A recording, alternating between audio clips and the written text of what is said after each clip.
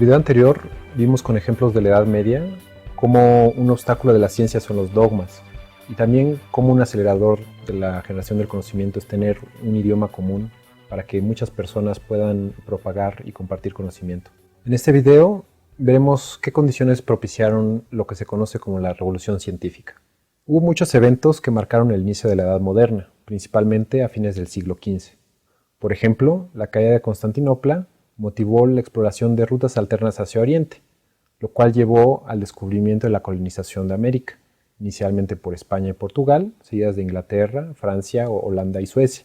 Los musulmanes fueron expulsados de la península ibérica, se dio la reforma protestante en Inglaterra, se establecieron muchos imperios en África, el Renacimiento se originó en Italia y se esparció por el resto de Europa. La necesidad de exploración por parte de los países europeos motivó grandes avances en la navegación, lo cual permitió por primera vez un comercio a nivel global. Ya que este comercio global era dominado por las potencias europeas, fue natural que fueran ellos quienes integraran el conocimiento de todas las culturas. Entonces, los centros de generación de conocimiento pasaron a ser de los imperios musulmanes a los reinos europeos. Los eventos y los descubrimientos que se dieron en esta época motivaron un cambio en la visión del mundo en Europa, que en la Edad Media había sido muy conservadora y dominada por la religión. También la llegada de la imprenta a Europa facilitó la propagación del conocimiento, que durante la Edad Media había sido privilegio de unos pocos. Durante los siglos XVI y XVII se dio la llamada Revolución Científica. En astronomía, los aportes de Copérnico, Kepler, Galileo y otros llevaron a la aceptación del modelo heliocentrista, el cual propone que la Tierra gira alrededor del Sol. Hasta entonces, a pesar de haber sido criticado por académicos musulmanes, se había preferido el modelo geocentrista de Ptolomeo. No es que no se pueda decir que el Sol no gira alrededor de la Tierra, es simplemente que las observaciones astronómicas se explican mucho más fácil si asumimos que la Tierra gira alrededor del Sol que al revés.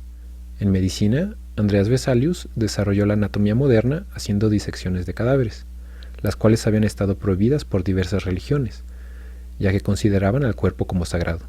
Pero ¿cómo lo vamos a curar si no lo estudiamos?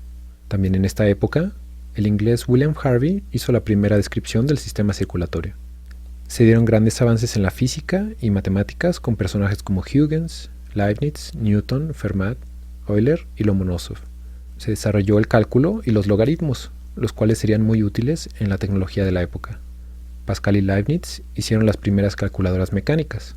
Newton propuso la ley de la gravitación universal y las leyes de la mecánica, con las cuales se podrían describir por primera vez fenómenos diversos usando los mismos principios. Por ejemplo, la ley de la gravitación me permite predecir tanto el movimiento de los planetas alrededor del Sol como la trayectoria de un proyectil.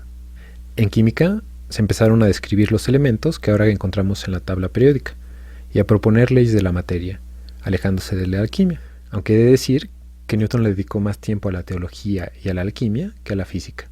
De hecho, quemó su laboratorio en un par de ocasiones. En biología, se empezaron a clasificar distintas especies, dando lugar al desarrollo de la taxonomía por Linneo. Por primera vez, se tenía un sistema de clasificación donde se podían comparar qué tan similares o distintas eran las especies. Muchos de estos avances se dieron gracias al desarrollo de instrumentos de observación, tales como microscopios o telescopios, y también al desarrollo de nuevas técnicas de experimentación, las cuales permitían observar fenómenos de manera controlada. También es en esta época que se empiezan a desarrollar los primeros métodos científicos, con Galileo, Descartes, Newton, Laplace. La ciencia se empieza a separar de la filosofía y de la religión. Al haber más de un método científico, empezaron a surgir rivalidades, principalmente entre el racionalismo desarrollado en Europa continental y el empiricismo en Gran Bretaña. El racionalismo hace énfasis en el análisis y en la lógica, mientras que el empiricismo hace énfasis en la observación y la experimentación. Veremos más a detalle estos métodos en la semana 3, pero por el momento podemos decir que ambos son necesarios para la ciencia. Algo muy importante para el pensamiento científico se dio en esta época. Al tener tanto éxito en describir cierto tipo de fenómenos y poder predecirlos, principalmente en la física, entonces se desarrolló lo que se conoce como el mecanicismo.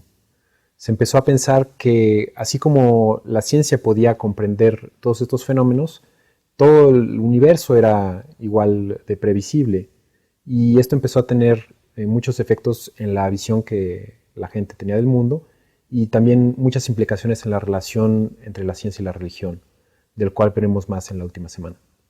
Resumiendo, durante la Edad Moderna no solo se desarrollaron muchos avances científicos, sino que se propusieron los primeros métodos sistemáticos para la generación y verificación del conocimiento, que es lo que ahora llamamos ciencia. A mediados del siglo XVII, los enciclopedistas empezaron a recopilar todo el conocimiento generado hasta ese entonces. Esto motivaría grandes cambios en la edad contemporánea, el tema del próximo video.